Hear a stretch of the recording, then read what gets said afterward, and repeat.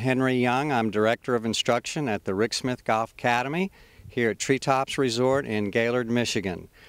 We've been here now about 22, 23 years with our academy, and we offer several programs for all levels of golfers. We have a two-day, half-day school, which we call the Masters, and that's for short game only. We have a three-day, half-day school. We call that the Weekend Workshop. We do short game work and full swing work.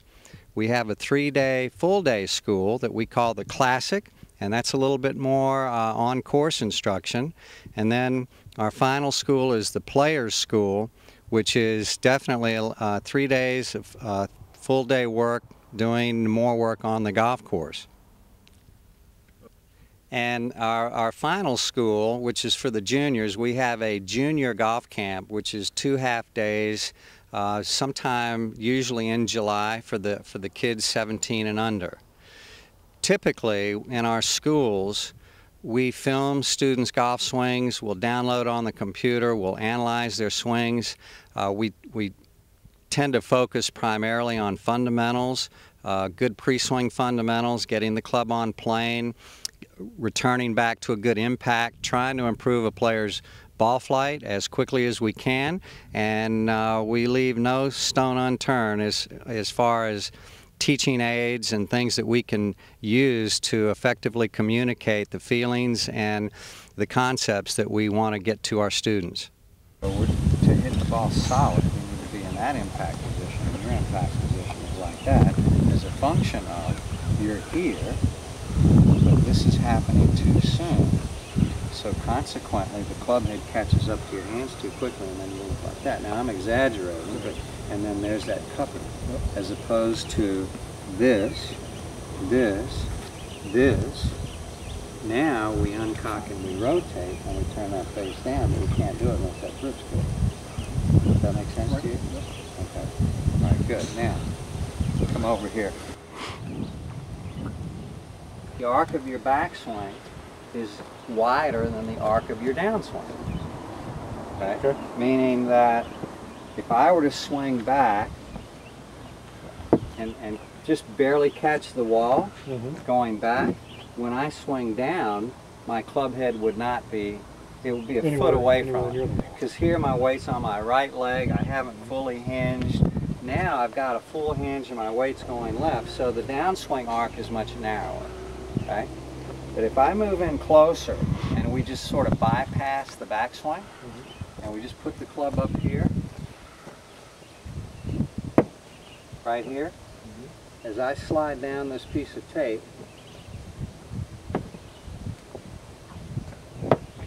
I'm maintaining the angle. So that gives you the feeling of that. Or if I move just a little bit away and we just sort of put the club up here, if I swing down correctly, you see I'm not hitting the wall. But if I start to uncock too soon, I'm going to just go right into the wall. Okay? So, come put your feet right about where mine are. Good. So we'll do the drill of, left hand, yes, perfect. So we'll just hinge it up, turn it. Okay. Now, with the wall there, you can't uncock too soon, so you've got that feeling. Good. And then you come into what we call the delivery position, which means now it's time to uncock. Not up there, which is where you used to do it, but there. Okay? All right, so I've got to fill these grooves with some wood putty so it doesn't get caught. Feel that? Feel that? And then you release it. You with me on that? Yep. All right, now, move your feet this far to your left, both feet to your left. Good. Just maybe a touch. Perfect. If we just hinge up, turn back, you know the wall's there, right? How are you going to avoid hitting the wall with the club head? You're going to shift your weight, you're going to have the arms descend, and you're going to keep the club head away from the wall by keeping your wrist hinged until you get there, and then you let it go. You with me? Yep. Okay. So, pick your setup again. We'll do, let's say, vertical hinge, turn, look at your imaginary golf ball, stay right about it here somewhere. Go ahead and make a downswing. Yes! Awesome. Now,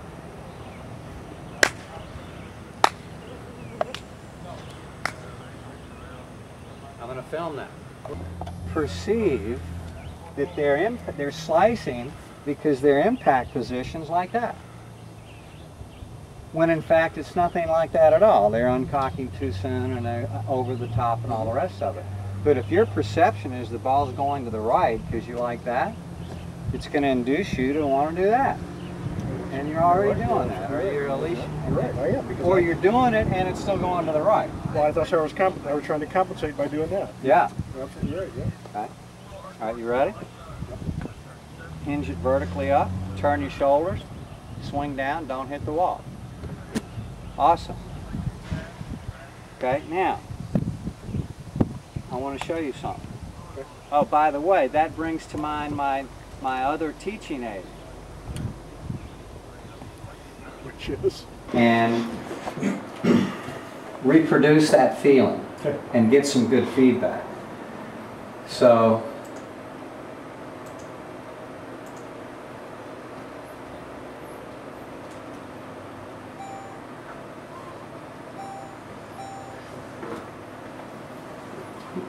students come with a good grip, they still throw it.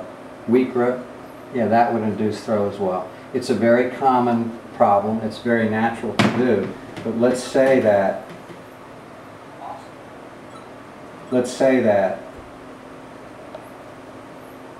if there are any one or two primary things that are different between recreational players and tour players, there's no tour player, and I'll say no, like maybe 1 in 1,000, there's no tour player that has an early release. But if you look at recreational players, 99.5 out of 100 would have that. That's one major difference that relates to the quality of impact when you're actually striking the golf ball.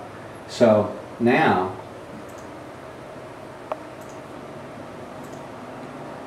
I want you to see this.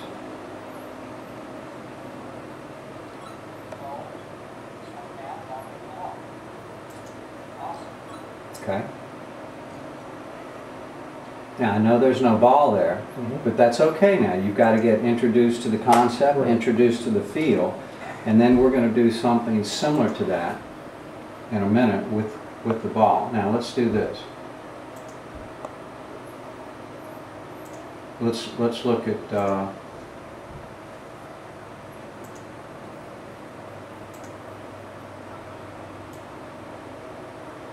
let's look at the old swing. Okay. Yeah, now that you know what we're looking for, it becomes very apparent. Now watch this.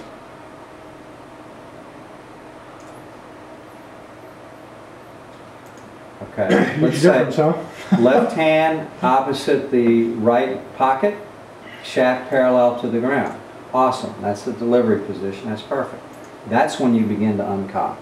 Now, if you uncock, and this is where people get confused, they hear the term release. Right, I mean, that's difficult. Well, what does it mean, first of all? And when they say release on TV, they're normally referring to the uncocking of the wrist. But the release encompasses two things happening at the same time. It's the uncocking with the rotation, the way we talked about. If I uncock and don't rotate, the club face stays wide open. I've got to uncock and rotate. That's what happens now. Two things, in other words, are happening at the same time. You're uncocking and you're rotating. If you just uncock and don't rotate, the face... It's this way, right? Exactly. At the base of the thumb, not at the base of the hand. All right, so look where your left hand is right here. Yep. It's virtually in the same position as it is here. But here you almost have a straight line relationship. Here you still have the letter V. Yep. Okay, now, what's that going to do with your impact? Look at this. Yeah, oh my gosh. Now, you see the face is open because you haven't rotated. Right. That's all right. You know, at least you're holding the angle. We can put the rotation in. But look at the difference between that and that. Okay, so in both instances, screen left, screen right, you're a millisecond away from impact. But here you've got that, and here you've got that. Remember we saw Ernie Els and his left hand was up by his left pocket? Watch this next frame. See how fast the club face catches up. Now again, it's a little open because you haven't, as you release, you haven't quite rotated enough, but we'll put that in. And there you rotated. There you got it. It was just a little late. But this is a wonderful golf swing, and look at the extension it creates right there from the later release. Okay. Typically, when you uncock too soon, the left elbow starts to chicken wing a little. Now you're on your own. You're practicing. You've got your two rods, right? And you've got your little black towel. That takes the place of the wall. Sure. But whenever you come over here and hit golf balls, you come over and get up next to the wall. I'm going to put a rail or something where that green tape is. Something, I'm going to create something where the club can just slide right along it. Yeah. As a good feeling.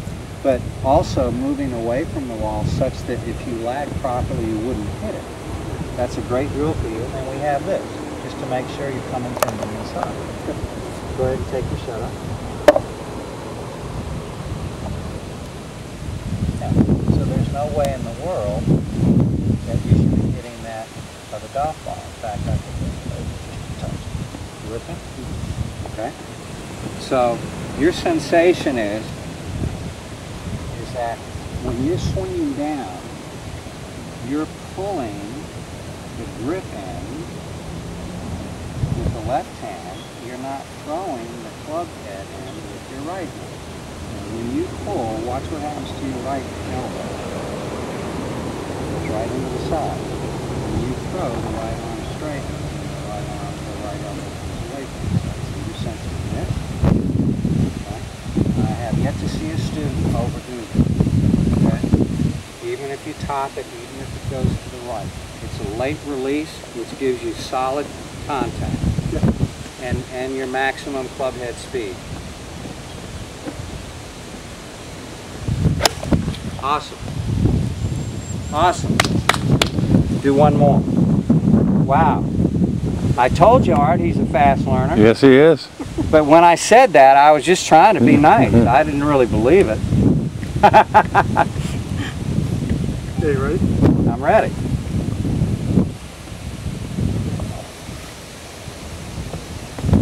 Sense the wall. Good.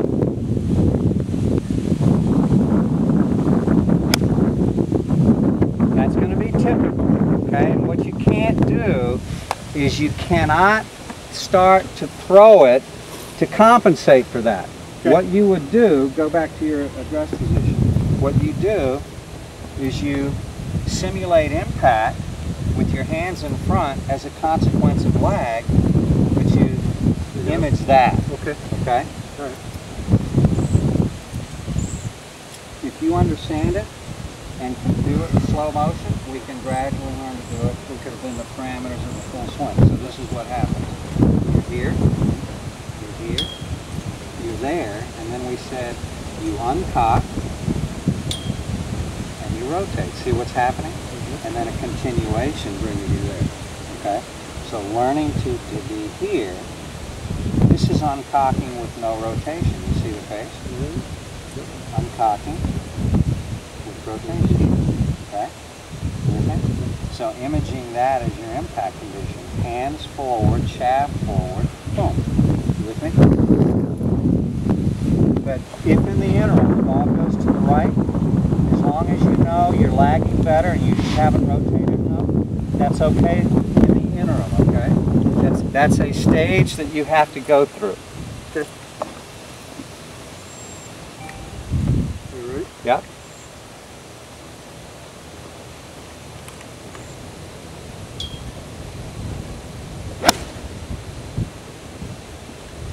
Now it's going to be interesting. So, oops, in the interim.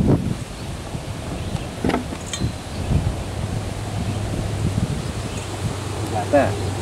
Okay. There's your inside pad, but you're holding the club up so you don't hit that. Okay. So now, and don't, if you hit it, don't worry. Okay. And I'm going to make it a little easier. I'm going to soften. I'll soften this a little bit. Okay. But go ahead and set up to your ball.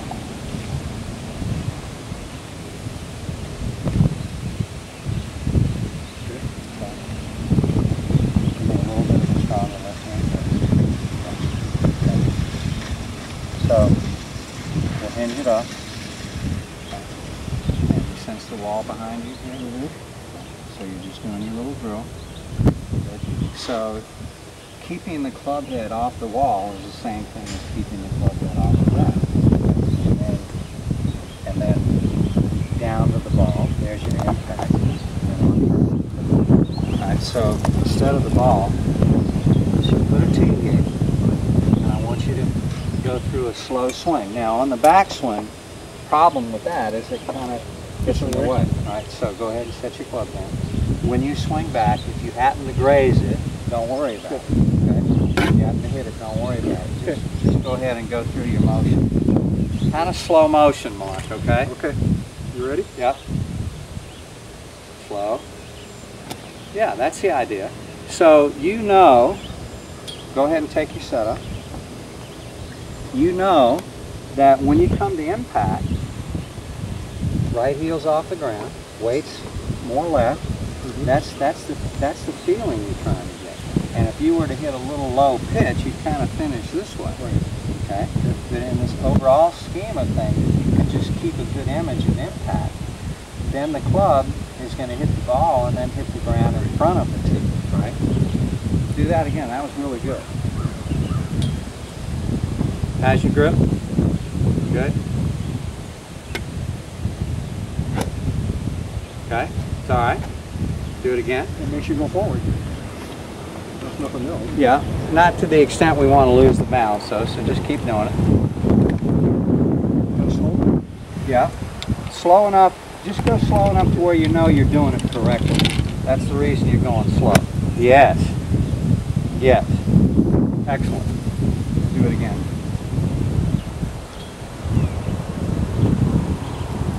Same speed. Now look, don't worry about where the ball goes, okay? It's probably going to go to the right. Okay.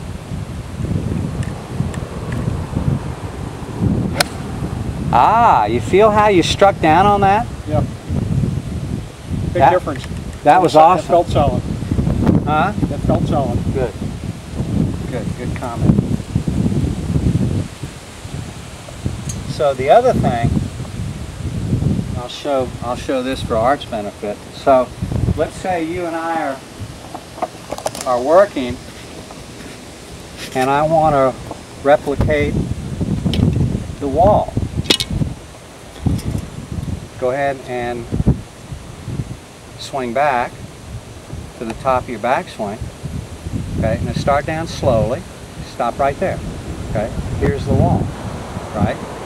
So I'm determining the position for the wall. Now I know where that is. Now go back to address. What I'm going to do, watch what I'm going to do. Sorry. It's all right. I'm going to have the gate go up for your backswing. Okay. But once you complete your backswing, then it comes back down, so the wall is there. Okay. You ready? Yep. Kind of slow. Yeah. Ah, that's okay. You sense the wall there? Yep. And you got that there, okay? Now, the wall is here, just as long as you know it's there, okay?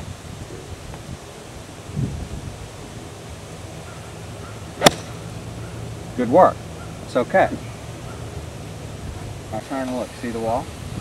It's there. Okay?